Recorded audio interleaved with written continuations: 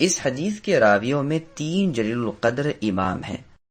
ایک تو امام احمد بن حنبل رحمۃ اللہ علیہ، آپ نے اس حدیث کو روایت کیا امام محمد بن ادریس الشافعی رحمۃ اللہ علیہ سے، اور وہ اپنے استاد امام مالک بن انس الاصبحی رحمۃ اللہ علیہ سے۔ پس امام احمد، امام شافعی اور امام مالک رحمۃ اللہ علیہم تینوں زبردست پیشوا اس حدیث کے راوی ہیں۔ پس اس حدیث سے ثابت ہوا کہ ایماندار کی روح جنتی پرند کی شکل میں جنت میں رہتی ہے، اور شہیدوں کی روحیں جیسے کہ پہلے گزر چکا سبز رنگ کے پرندوں کے قالب میں رہتی ہیں۔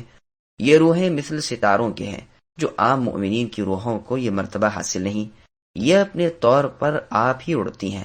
اللہ تعالیٰ سے جو بہت بڑے مہربان اور زبردست احسان والے ہیں، ہماری دعا ہے کہ وہ ہمیں اپنے فضل و کرم سے ایمان و اسلام پر موت عطا کرے، آمین۔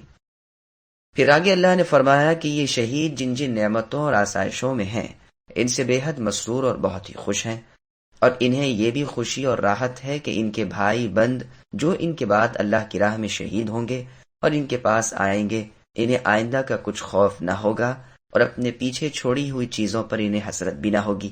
اللہ تعالی ہمیں بھی جنت نصیب کرے۔ محمد ابن اسحاق رحمہ اللہ فرماتے ہیں، مطلب یہ ہے کہ وہ خوش ہیں کہ ان کے اور بھائی بند بھی جو جہاد میں لگے ہوئے ہیں، وہ بھی شہید ہو کر ان کی نعمتوں میں ان کے شریک حال ہوں گے اور اللہ تعالیٰ کے ثواب سے فائدہ اٹھائیں گے۔ سدی رحمۃ اللہ علیہ فرماتے ہیں، شہید کو ایک کتاب دی جاتی ہے کہ فلاں دن تمہارے پاس فلاں آئے گا، بس جس طرح دنیا والے اپنے کسی غیر حاضر کے آنے کی خبر سن کر خوش ہوتے ہیں، اسی طرح یہ شہداء ان شہیدوں کی آنے کی خبر سے مسرور ہوتے ہیں۔ سعید بن جبیر رحمۃ اللہ علیہ فرماتے ہیں، مطلب یہ ہے کہ جب شہید جنت میں گئے اور وہاں اپنی منزلیں اور رحمتیں اور راحتیں دیکھیں تو کہنے لگے، کاش کہ اس کا علم ہمارے ان بھائیوں کو بھی ہوتا جو اب تک دنیا میں ہی ہیں، تاکہ وہ جواں مردی سے جان توڑ کر جہاد کرتے اور ان جگہوں میں جا گھستے جہاں سے زندہ واپس آنے کی امید نہ ہوتی، تو وہ بھی ہماری نعمتوں میں حصے دار بنتے۔ بس نبی صلی اللہ علیہ وسلم نے ان لوگوں کو ان کے اس حال کی خبر پہنچا دی، اور اللہ نے ان سے کہہ دیا کہ میں نے تمہاری خبر تمہارے نبی کو دے دی ہے۔ اس سے وہ بہت ہی مسرور و محسوس ہوئے۔ بخاری اور مسلم میں بئر معونہ والوں کا قصہ بیان ہو چکا ہے، جو 70 اشخاص انصاری صحابی تھے، اور ایک ہی دن صبح کے وقت سب کو بے دردی سے کفار نے تحقیق کیا تھا، جن کے قاتلوں کے حق میں 1 ماہ تک نماز کے قنوت میں رسول اللہ نے بد دعا کی تھی اور جن پر لعنت بھیجی تھی، جن کے بارے میں قرآن کی یہ آیت اتری تھی کہ ہماری قوم کو ہماری خبر پہنچاؤ کہ ہم اپنے رب سے ملے، وہ ہم سے راضی ہوئے ہیں اور ہم ان سے راضی ہو گئے۔ وہ اللہ کی نعمت و فضل کو دیکھ دیکھ کر مسرور ہیں۔ عبد الرحمن رضی اللہ عنہ فرماتے ہیں کہ آیت یستبشرون تمام ایمانداروں کے حق میں ہے، خواہ شہید ہوں خواہ غیر شہید۔ بہت کم ایسے موقع ہیں کہ اللہ تعالیٰ اپنے نبیوں کی فضیلت اور ان کے ثوابوں کا ذکر کرے اور اس کے بعد مؤمنوں کے ثوابوں کا ذکر نہ ہو۔ پھر ان سچے مؤمنین کا بیان تعریف سے ہو رہا ہے جنہوں نے حمراء الاسد والے دن حکم رسول صلی اللہ علیہ وسلم پر باوجود زخموں سے چور ہونے کے جہاد پر کمر کس لی تھی۔ مشرکین نے مسلمانوں کو مصیبتیں پہنچائی اور وہ اپنے گھروں کی طرف واپس چل دیے، لیکن پھر انہیں اس کا خیال آیا کہ موقع اچھا تھا، مسلمان ہار چکے تھے، زخمی ہو گئے تھے، ان کے بہادر شہید ہو چکے تھے، اگر ہم اور جم کر لڑتے تو فیصلہ ہی ہو جاتا۔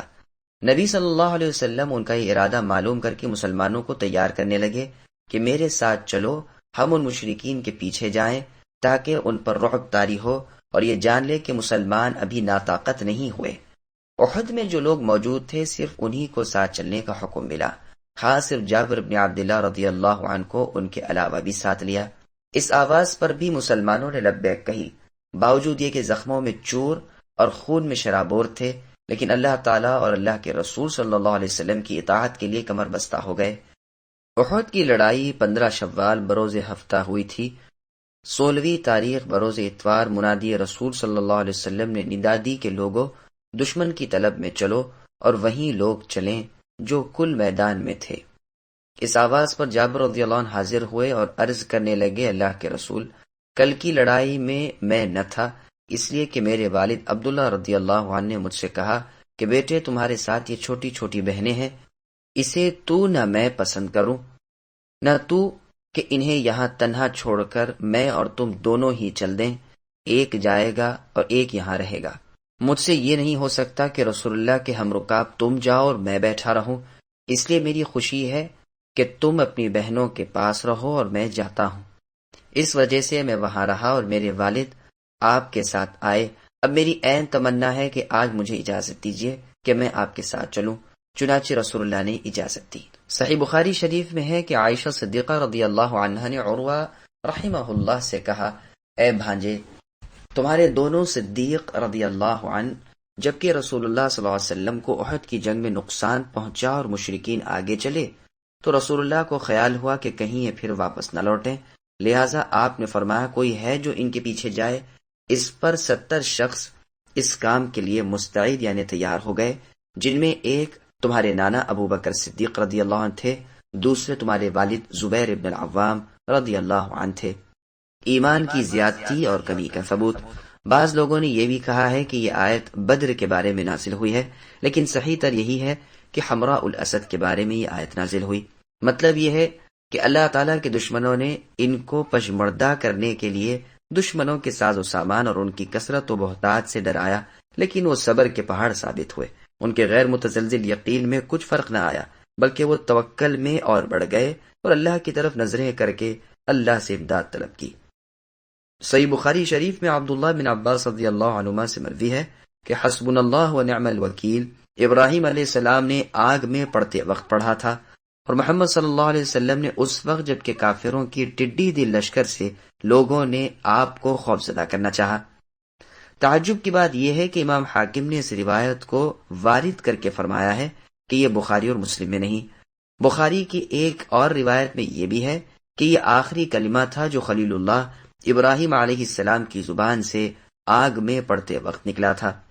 ام المؤمنین زینب اور ام المؤمنین عائشہ رضی اللہ عنہما سے مروی ہے کہ زینب رضی اللہ عنہا نے فخر سے فرمایا، میرا نکاح تو خود اللہ تعالیٰ نے 7 آسمانوں کے اوپر سے اپنے عرش سے کرا دیا ہے، اور تمہارے نکاح تمہارے ولی والے سونے کیے ہیں۔ صدیقہ رضی اللہ عنہ نے فرمایا، میری برات اور پاکیزگی کی آیتیں اللہ تعالیٰ نے آسمان سے اپنے پاک کلام میں نازل فرمائی ہیں۔ زینب رضی اللہ عنہا اسے مان گئی اور پوچھا، یہ تو بتاؤ تم نے صفوان ابن معطل رضی اللہ عنہ کی سواری پر سوار ہوتے وقت کیا پڑھا تھا؟ صدیقہ رضی اللہ عنہ نے فرمایا، حسبی اللہ و نعم الوکیل۔ یہ سن کر ام المؤمنین زینب رضی اللہ عنہ نے فرمایا، تم نے ایمان والوں کا کلمہ کہا تھا۔ چنانچہ اس آیت میں بھی رب رحیم کا ارشاد ہے کہ ان توکل کرنے والوں کی کفایت اللہ تعالیٰ نے کی، اور ان کے ساتھ جو لوگ برائی کا ارادہ رکھتے تھے انہیں ذلت اور بربادی کے ساتھ پسپا کیا۔ یہ لوگ اللہ تعالیٰ کے فضل و کرم سے اپنے شہروں کی طرف بغیر کسی نقصان اور برائی کے لوٹے۔ دشمن اپنی مکاری میں ناکام رہا، ان سے اللہ تعالیٰ خوش ہو گئے کیونکہ انہوں نے اللہ کی خوشی کا کام انجام دیا تھا۔ اللہ تعالیٰ بڑے فضل و کرم والے ہیں۔ پھر آگے اللہ فرماتے ہیں کہ یہ شیطان تھا جو اپنے دوستوں سے تم کو اے مسلمانوں دھمکا رہا تھا اور گیدڑ بھبکیاں دے رہے تھے۔ تم کو چاہیے کہ ان سے نہ ڈرو، صرف میرا ہی خوف دل میں رکھو، کیونکہ ایمانداری کی یہ شرط ہے کہ جب کوئی ڈرائے دھمکائے اور دینی امور سے تم کو باز رکھنا چاہے تو مسلمان اللہ تعالیٰ پر بھروسہ کر کے اللہ کی طرف سمٹ جائے اور یقین مانے کہ کافی اور ناصر وہی اکیلے اللہ ہیں۔ جیسے اور جگہ اللہ نے فرمایا، الیس اللہ بکاف عبدہ، کہ اللہ تعالیٰ تنہ تنہا ہی اپنے بندوں کو کافی نہیں؟ یہ لوگ اے نبی آپ کو اللہ کے سوا اوروں سے ڈرا رہے ہیں، یہاں تک فرمایا آپ اے نبی کہہ دیجئے کہ مجھے اللہ تعالیٰ کافی ہیں۔ توکل کرنے والوں کو اللہ ہی پر بھروسہ کرنا چاہیے۔ اور جگہ اللہ نے فرمایا، اولیاء شیطان یعنی شیطان کے دوستوں سے لڑو، شیطان کا مکر بڑا بودا ہے۔ اور جگہ ارشاد ہے، یہ شیطانی لشکر ہے، یاد رکھو شیطانی لشکر ہی گھاٹے اور خسارے میں ہے۔ اور جگہ اللہ نے فرمایا، کتب اللہ لأغلبن انا ورسلی، اللہ تعالیٰ لکھ چکے ہیں کہ غلبہ یقیناً مجھے اور میرے رسولوں کو ہی ہوگا۔ اللہ تعالیٰ قوی اور عزیز ہیں۔ اور جگہ اللہ کا ارشاد ہے، وَلَيَنْصُرَنَّ اللَّهُ مَن يَنْصُرُهُ، یعنی جو لوگ اللہ تعالیٰ کی یعنی اللہ کے دین کی مدد کریں گے اللہ ان کی مدد فرمائیں گے۔ اور فرمان ہے، یا ایھا الذین آمنوا ان تنصروا اللہ ینصرکم، کہ اے ایمان والو اگر تم اللہ کے دین کی مدد کرو گے تو اللہ تعالیٰ بھی تمہاری مدد کریں گے۔ اور آیت میں ہے، بالیقین ہم اپنے رسولوں کی اور ایمانداروں کی مدد دنیا میں بھی کریں گے اور اس دن بھی جس دن گواہ کھڑے ہوں گے، جس دن ظالموں کو عذر و معذرت نفع نہ دے گی، ان کے لیے لعنت ہے اور ان کے لیے برا گھر ہے۔